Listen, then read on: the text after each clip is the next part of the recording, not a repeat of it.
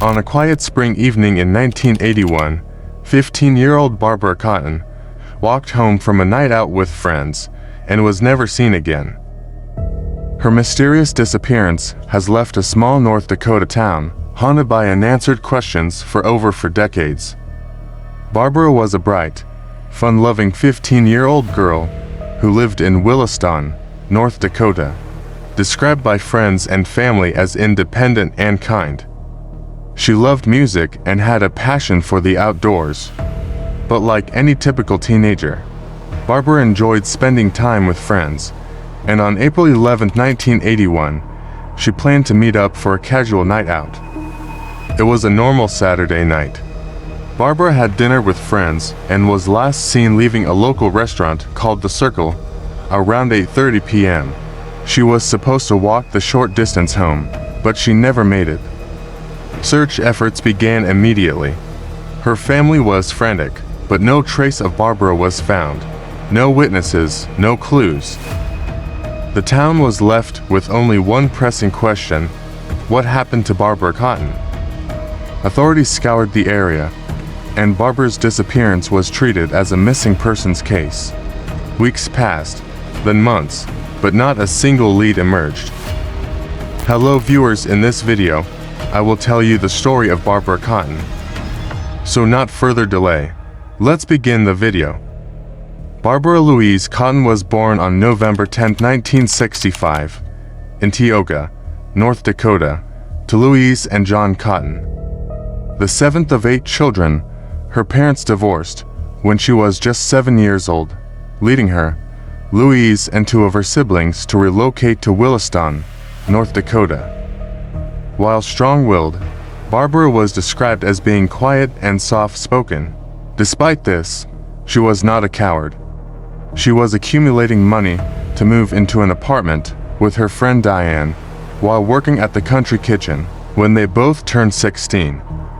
There had been arguments between her and her mother in the past, and Barbara needed some time alone.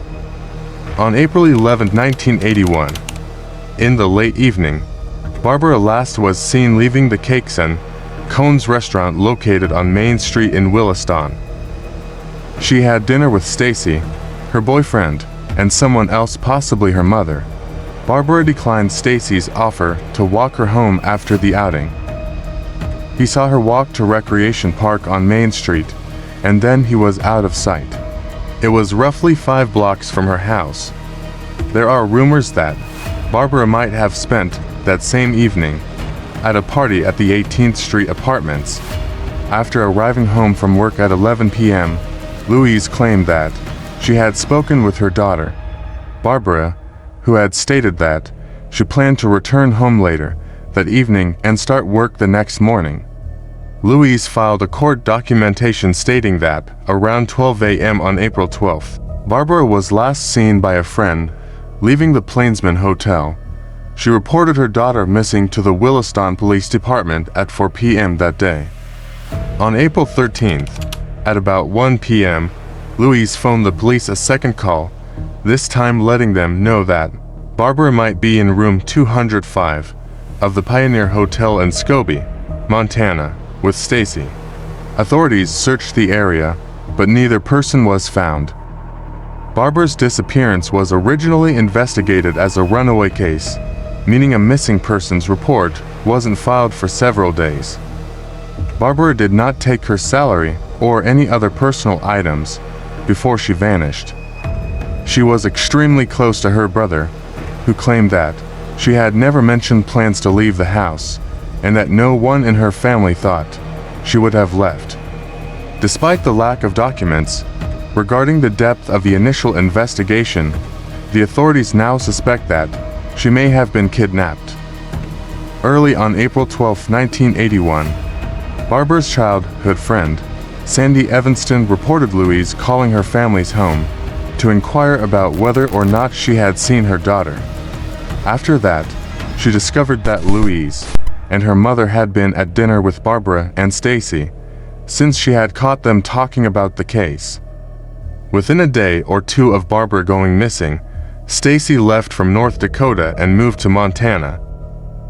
His relatives stated He was known for violent behavior, despite the fact that his old classmates called him a nice guy. They also disclosed that, upon his release from the U.S. Navy, he was given a diagnosis of paranoid schizophrenia. Stacy was taken into custody in Malta, Montana, on July 15, 1981, on charges of disorderly contempt. Early the next morning, he hanged himself in his cell. Over the years, many extensive searches have been carried out, but none have turned up Barbara or any hint of her location. Louise has followed the case all around the country, and despite testing her daughter's DNA against several Jane Does, no positive findings have been found. A billboard with Barbara's picture and details of her disappearance was set up in 2021 along US Route 2, which passes through Williston and on north. On April 11, 1981, Barbara Louise Barb Cotton was last seen in Williston, Williams County, North Dakota. Barbara was 15 years old, 5 feet 2 inches tall, and 100 pounds when she vanished. Her eyes are hazel brown, her hair brown. She has to wear glasses. She was last spotted wearing Wrangler jeans, a light tan summer jacket, a blue pullover blouse, and rust-colored suede loafers. Barbara's left lobe is substantially lower than her right, and both of her ears are pierced. Her teeth were reported to be in fair shape, yet a few of her teeth had metal fillings in them.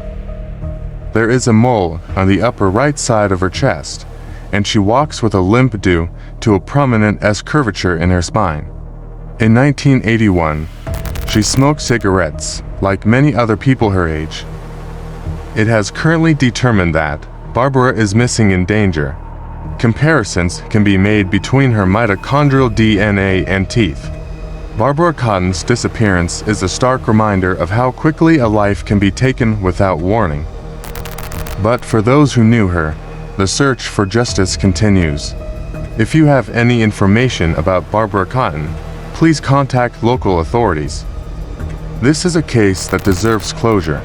Barbara's family, her community, and the world need answers. Viewers, what you can say about this case, please tell me in the comment box. Thank you for watching. If you want to see more videos on unsolved mysteries, don't forget to like, share, and subscribe. Take care of yourself, and I meet you in a new video. The world can be a dark place.